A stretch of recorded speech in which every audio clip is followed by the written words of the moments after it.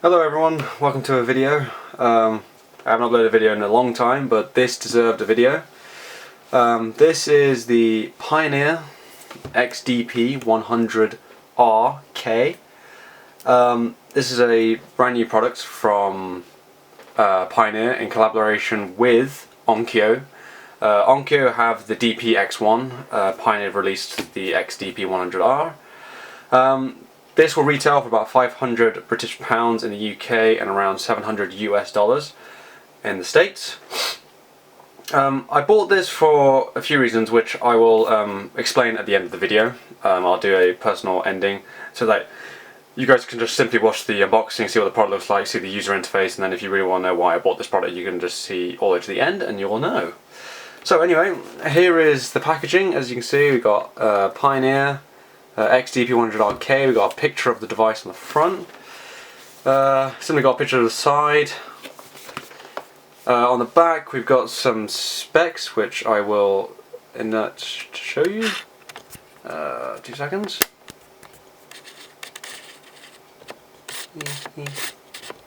There we go. So if you want to pause the video you can, just to see that. So yeah, it does have aptX, Bluetooth, as well as Wi-Fi, which is kind of nice. I will explain later why I think that's a good thing for a player like this. So yeah, let's refocus and let's unbox the video. Let's take this out. So it just slides out from one side quite nicely. I'm going to put this to one side. Where are we then? Okay, we're on the... So we're going to just pop this open and there you guys have it. So we've got 2 compartments, a bit like a Beats box. I know it's not a comparison, but there you go. You've got the player on one side and you've got your stuff on the other side. So what we're going to do is just going to pull this out. So there is the player. It's in a protective like sort of plastic film. You can put it to one side. It's very cold, by the way. I'm going to put it to one side and then we're going to see what else we get in the box. So we've got a little pull tab held by Velcro. We've got some instruction booklets, warranty information. This might be useful if you're setting up micro SD cards and know how to format your micro SD cards, how to set up the device. So that's good. And we get a single micro USB charging cable and sync cable.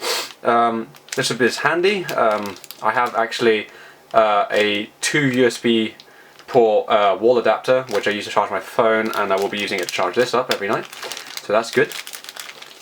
Apart from that, that is literally everything in this box. Would be nice to see a case, but there we go. I guess not everything these days comes with cases. So the player. So what I'm going to do is going to zoom you guys in a little bit. There we go. So what we're going to do is we're simply going to take this off somehow. I woke up today at around 9 o'clock for this. And there we go. Let's put that to one side. And there you guys have it. That is the Pioneer XDP-100R. One thing I'm going to tell you right now is I'm putting it down for 2 seconds because it's really cold. That's a compliment to the all-metal design. I actually think it looks really nice. Volume wheel is not as tactile as I thought it would be, actually. Surprisingly, it's actually fairly smooth. There is individual bumps in it. It's not wiggly, but it's a very smooth, easy to turn wheel. You know, if you're holding it with one hand, you know, you can easily just flick it up and down. If you're holding it with your left hand, you can use your thumb. With your right hand you can use your primary finger. So on the top we've got a single 3.5mm headphone out jack. I'm just going to refocus the camera. There we go. So we've got a single 3.5mm headphone jack. This has got an output of 0.5 ohms, so it does really well with IEMs. I have the FIDO AA3s, which are 11 ohms. We do have this sort of like handle bracket thing. This is just here to protect the jack while it's connected. Like I've already shown, we've got the volume, we've got a high resolution audio player engraved on the side. On the other side we've got a power button, then 3 more hardware buttons, forward, back and play pause, as well as 2 micro SD card slots. Then on the bottom we've got another bumper, plastic piece, and we've got a micro USB charging port and a speaker. Nice. So yeah, that is it, guys. That is the unboxing. What I'm going to do is I'm going to stop the video here. I'm going to then resume the video, and what I'm going to do is I'm going to put in my 200 gig card. I'm going to set this thing up with my Wi-Fi network, and we'll just go through the OS and see how it looks quickly, and then I'll stop the video again and I'll talk to you guys through why I've decided to purchase this device. Alright guys, so we're back. Thanks to the loveliness of video editing, you didn't see anything different. I spent the last quite a few moments having to, well, firstly charge the phone, because it charged the product phone. I want to say phone, it's not a phone. Charge it because it ran out of juice, and I've inserted one of my 200 gig cards, so I'll show you how that is. But what I'm going to do is I'm just going to zoom you in a little bit, and then we're just going to focus. Okie dokie. So standard way is we have Android. So if I go to About Phone, we've actually got here Android version 5.1.1, which is brilliant. Straight away we've got a few things. We've got nothing. We've got 5 set of screens. We have like a play screen here, just a normal screen. We got the Play Store. We have some Google apps, so you can use Google Drive, Hangouts, YouTube, Gmail, if you want to use this for that. In the app section we don't have much. We've got Google Docs, Calendar, same old stuff we just saw on the home screen, just a bit more, a few things. So yeah, again, it's simply a Android device. As you can see, I've got it connected to my 2.4 gigahertz band. It does pick up 5 gigahertz if you are intrigued by that. It does have Bluetooth, has a standalone mode. I have no idea what standalone mode does, but we'll click it anyway. Turns off Wi-Fi, Bluetooth and LCD to cut off electromagnetic signal besides audio. Pressing the power button will restore these functions. That's interesting. Then we've got a line out mode, so we can line out from the 3.5. Airplane mode turns off everything, Bluetooth, Wi-Fi, any other connectivity, band waves, anything like that. So yeah, really the only app we're interested in is the music app at the moment. And here it is. So I didn't actually have to tell it to do anything. The 200 gig card I just inserted, I didn't tell it where to look. It's already found it. So this is all the music on that 200 gig, well, some of the music. I think it's still scanning actually. But if I go to, let's say, Daft Punk, Random Access Memories, you can see, yes, the RMP3, I do have some high res and some DSD files. But I use MP3 320 because I can't discern between MP3 320 and CD FLAC 16-bit 44.1. Please don't rage at me. I do listen to high res and DSD, by the way. So if I click on that, for example,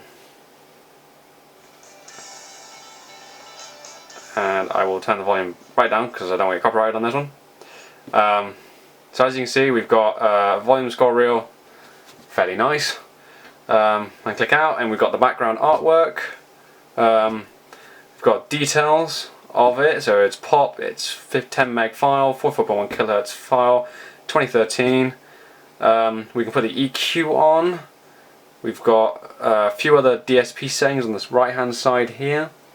But again, overall, as you can see, the background does change to what I'm playing, by the way, which is a nifty thing. And it stays that way. But yeah, so I think it's going to take me a bit of time to get used to the device for a little bit. I am updating the software. I'm doing a download to the software, update software. But there you guys go. That is just a really quick look, a few minute quick look at the UI. Is simply Android 4.1.1. It's doing a lot at the moment. I'm just going to turn sound off. It is doing a lot at the moment. It's a bit warm, but apart from that, you know what? This is so far a fantastic device, so I'm really happy with it. Now I'm going to tell you in the next segment why I even bought this device. Alright guys, so welcome to the segment where I'm going to tell you why I bought the Pioneer XDP-100R. If you're watching this part of the video, thank you. I'm glad you've come all the way to the end, and I'm super happy for you. So I actually bought back in the end of January these V-Moda Crossfade Wireless, and the reason why I bought them was because I really felt like I wanted to try streaming and Bluetooth. And I did it for 2 months solid. I packed away my IEMs, I packed away my iPod, I put all of them in the drawer, I didn't use it, and I stopped with streaming. And what was interesting was, after 2 months, I was really happy with streaming. Because the sound quality, you know, it wasn't as good as I wanted it to be, but, you know, it was really good considering what I already had in my head of what I was expecting. But the sound quality was one of the things that made me decide to change, and also data usage. I can't stand listening to anything below MP3 320, and streaming that, I could use a gig of data in a night. I have a 10 gig data plan. Now here in the UK, the network carrier 3 does do all-you-can-eat data, but there have been some horror stories around that in terms of catches and slowdowns and throttling, so yeah. And plus I've always had some problems with that network anyway before, so that was that. So I decided, enough is enough, I'm going to look into getting a DAP. And the first thing I was going to do was upgrade my iPod. I have an iPod Video, and I had a FiO A3. I liked the sound coming out of it, it was definitely much better than streaming, but I felt like I could be getting more from it. So I decided to look into digital audio players. Now this isn't the first time I've done that, I've done it before many times. The problem this time was I had very specific requirements on what I was after. It needed 2 micro SD card slots, it needed to have a very good UI for a start, it needed to be well priced, needed to sound good, and needed to last, because if I'm spending so much money on this thing, it needed to last a while, long time.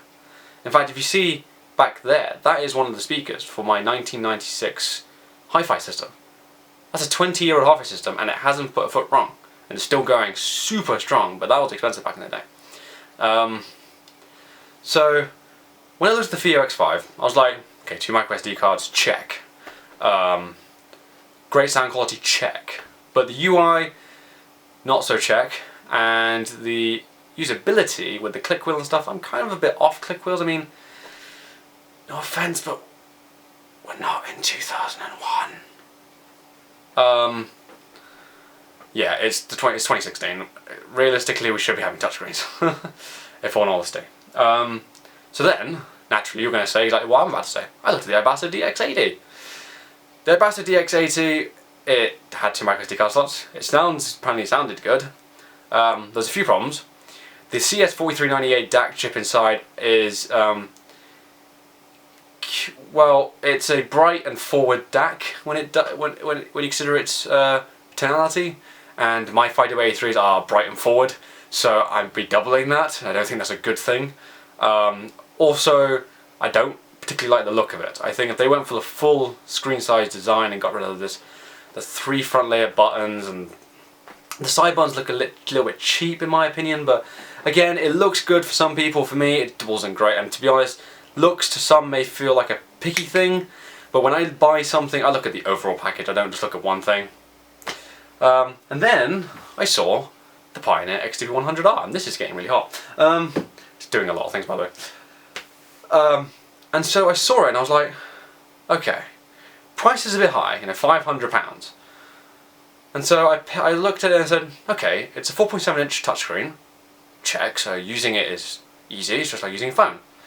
It's running Android 5.1.1 stock, no custom OSs, so I know Android will be perfectly fine when I load all 18,000 songs, it won't lag, it won't do anything. It's got a Qualcomm 400 quad-core, 2.2 GHz with an Adreno 330, so spec-wise it's pretty fine, there's no problems at all. Dual micro SD card slots, check. Great sound quality, check. The 0.5 ohm output impedance is perfect to match with my FiO A83s. It's using the ESS Saber 9018 K2M DAC, the same you'll find in the LG V10. The same you'll find in the thing in the Oppo HA2. This is using the 9601 amplifier chip as well. Check. what could I mean, I was pondering the thought a lot, because it was about £200 more expensive than the Ibasso and the Fio. And in all honesty, it was perfect for me. For me only. Don't think this is a perfect device for everyone. It isn't. Okay, it's expensive. It might seem like it's lacking features, but in all honesty, it's perfect for me, and that's why I got it. So yeah, those are my reasons why I got it. I know there's other players out there. I know the Estelican Junior was another option, but unfortunately a single micro SD card slot isn't great for me. My music library is rapidly growing in size, and a single micro SD card slot is not going to cut it for me. So yeah, and players above this price range, there's literally no is the answer. So yeah, there's the reason for why I bought this. I'll be merging all 3 sections in the same video, so don't worry about anything like that. Yeah, so if you watched all to the end, thank you so much for watching. I feel happy that you've stayed all this way. Please give me a like if you like this video, give me a dislike if you dislike the video. If you dislike the video, please tell me why and tell me what I can do better in the future. If you like the video, then tell me what you think of the Pioneer XDP-100R. Tell me what you're using as a portable music player. Tell me if you're streaming. And if you are streaming, how are you happy with it? You know, data usage happy, sound quality happy with it? I know I was happy with the sound quality. Data usage I wasn't so much happy with. But then that's probably just me streaming at its highest quality. But anyway, thank you so much for watching, and without further ado, I will see you guys next time. Bye bye.